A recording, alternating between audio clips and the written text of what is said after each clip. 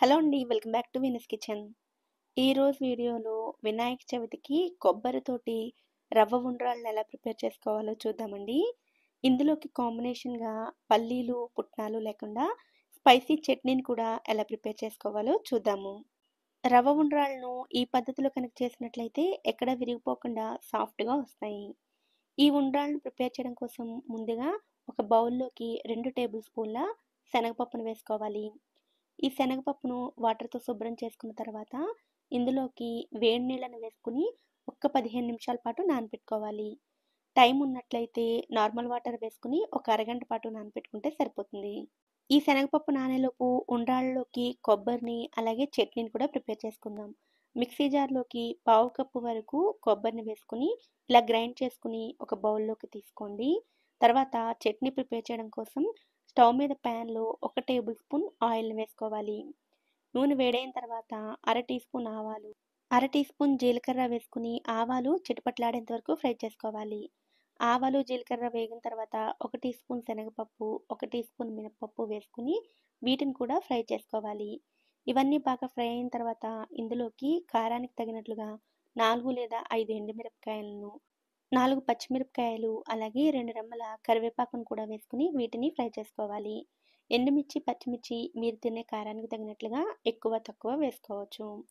ఇవన్నీ బాగా ఫ్రై అయిన తర్వాత ఇందులోకి అరకప్పు వరకు పచ్చి కొబ్బరిని వేసుకొని మీడియం ఫ్లేమ్‌లో 2 లేదా 3 నిమిషాల పాటు ఫ్రై చేసుకోవాలి. ఎక్కువ సేపు అవసరం లేదండి. 2, 3 నిమిషాల పాటు ఫ్రై చేసుకుంటే సరిపోతుంది. ఇలా కొద్దిసేపు ఫ్రై చేసుకున్న తర్వాత వీటన్నిటిని కూడా మిక్సీ జార్‌లోకి తీసుకొని పూర్తిగా చల్లారనివ్వాలి. మళ్ళీ అదే ప్యాన్‌లోకి బాగా పండిన 4 టమాటాలను ఇలా ముక్కలుగా చేసుకొని వేసుకోవాలి. ఈ టమాటాలు త్వరగా ఉడకడం కోసం చిటికెడు ఉప్పును వేసుకున్నట్లయితే టమాటాలు త్వరగా మగ్గిపోతాయి. నార్మల్‌గా కంటే ఉప్పు తగిలేసరికి టమాటాల్లో నీరు బయటకొచ్చి టమాటాలు చాలా తొందరగా ఫ్రై అయిపోతాయి. ఇలా టమాటాలు సాఫ్ట్‌గా అయిన తర్వాత ఇందులోకి చాలా కొద్దిగా చింతపండును వేసుకోవాలి. చింతపండు మెత్తగా అయ్యేంత వరకు కలిపితే సరిపోతుందండి. ఇలా కలుపుకున్న తర్వాత స్టవ్ ఆఫ్ చేసుకొని ఈ టమాటాలు చల్లారిన తర్వాత ముందుగా మిక్సీలోకి తీసి పెట్టుకున్న కొబ్బరిలోకి ఈ టమాటాలను కూడా వేసుకోవాలి. ముందు ఒకసారి గ్రైండ్ చేసుకోండి.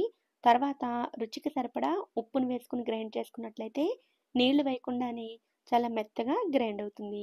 ఇలా గ్రైండ్ చేసుకున్న ఈ పచ్చడిని ఒక బౌల్‌లోకి తీసుకొని అన్ని పచ్చళ్ళలోకి ఎలాగైతే పోపును వేసుకుంటామో అలాగే పోపును వేసుకొని కలుపుకున్నట్లయితే పల్లీలు, కొబ్బరి పచ్చడి రెడీ అవుతుంది.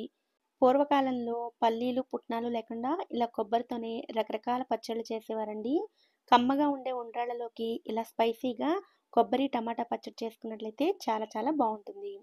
ఈ లోపులో శనగపప్పు కూడా నానిపోయి ఉంటుంది. ఇప్పుడు ఉండ్రాళ్ళని ప్రిపేర్ చేసుకుందాము. అందుకోసం స్టవ్ మీద ఒక కుక్కర్‌ని పెట్టుకొని అందులోకి 2:30 కప్పుల నీళ్ళను వేసుకోవాలి. మామూలుగా రవ్వతో ఏ రెసిపీ చేసినా ఒక కప్పుకి 2 కప్పుల నీళ్లు సరిపోతాయండి. అయితే ఇక్కడ మనం శనగపప్పును వేస్తాము. అలాగే ఉండ్రాళ్ళు సాఫ్ట్‌గా విడిపోకుండా రావాలి అంటే నీళ్లు కొంచెం ఎక్కువగా వేసుకోవాలి. ఇందులోకి ఒక స్పూన్ నెయ్యిని గాని, నూనెని గాని వేసుకొని నానబెట్టుకున్న శనగపప్పులో నుండి నీళ్ళని తీసేసుకొని వేసుకోవాలి.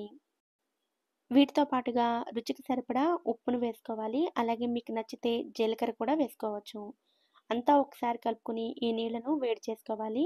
నీళ్ళు ఇలా మరుగుతున్నప్పుడు మంటను లో ఫ్లేమ్‌లోకి మార్చుకొని ఏ కప్పుతో అయితే నీళ్ళని తీసుకున్నారో అదే కప్పుతోటి ఒక కప్పు వరకు రవ్వను వేసుకొని ఒకసారి కలుపుకొని మూత పెట్టుకొని విజిల్ కూడా పెట్టుకొని లో ఫ్లేమ్‌లోనే 5 నిమిషాల పాటు ఉడికించుకోవాలి.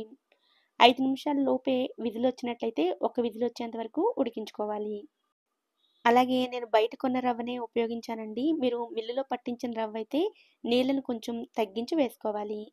5 నిమిషాల తర్వాత స్టవ్ ఆఫ్ చేసుకొని స్టీమ్ అంతా పోయిన తర్వాత మూత తీసి చూసినట్లయితే రవ్వ ఇలా చక్కగా ఉడికిపోయి ఉంటుంది.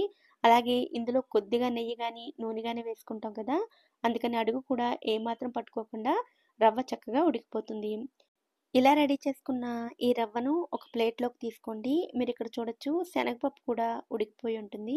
ఇప్పుడు ఈ రవ్వలోకి ముందుగా గ్రైండ్ చేసుకున్న కొబ్బరిని వేసుకోవాలి. ముందు గరిటెతో కలుపుకోండి. చేత్తో తాకగలిగే వేడికి వచ్చిన తర్వాత చేత్తోనే కొబ్బరి అంతా రవ్వలోకి బాగా కలిసేటట్లుగా కలుపుకోవాలి. ఇక్కడ ఒక విషయం అండి. కొబ్బరి వేస్తే ఈ ఉండ్రాళ్ళ రుచి చాలా బావుంటుంది. కానీ కొబ్బరి వేయడం వల్ల ఈ ఉండ్రాళ్ళు 4 లేదా 5 గంటల పాటు మాత్రమే ఫ్రెష్‌గా ఉంటాయి. ఉండ్రాళ్ళు ఎక్కువసేపు ఫ్రెష్‌గా ఉండాలంటే కొబ్బరిని స్కిప్ చేసే చేయండి. ఉండ్రాళ్ళ కోసం ఉడికించిన ఈ రవ్వ చల్లారే కొద్దీ కూడా పొడి పొడిగా అయిపోతూ ఉంటుంది. గోరువెచ్చగా ఉన్నప్పుడే ఇలా కొద్ది కొద్దిగా ముద్దలను తీసుకొని ఉండల్లా చేసుకోవాలి. వినాయక చవితికి చేసే అన్ని ప్రసాదాలలో ఈ రవ్వ ఉండ్రాళ్ళను తప్పకుండా చేస్తారండి. అలాగే చాలా తక్కువ టైంలో వీటిని ప్రిపేర్ చేసుకోవచ్చు. ఇలా ప్రిపేర్ చేసిన ఈ రవ్వ ఉండ్రాళ్ళని స్పైసీగా ఉండి ఈ పల్లి కొబ్బరి చట్నీతో సర్వ్ చేసుకున్నట్లయితే చాలా చాలా రుచిగా ఉంటాయి. ఈసారి ఉండ్రాళ్ళు చేసేటప్పుడు ఈ పద్ధతిలో మీరు కూడా ఒకసారి తప్పకుండా ట్రై చేయండి. ఈ వీడియో కనుక మీకు నచ్చినట్లయితే వీడియోని లైక్ చేసి ఛానల్‌ని కూడా సబ్స్క్రైబ్ చేసుకోండి. నోటిఫికేషన్స్ మిస్ అవ్వకుండా ఉండడం కోసం పక్కనే ఉండే బెల్ ఐకాన్‌ని కూడా యాక్టివేట్ చేసుకోండి. Thanks for watching.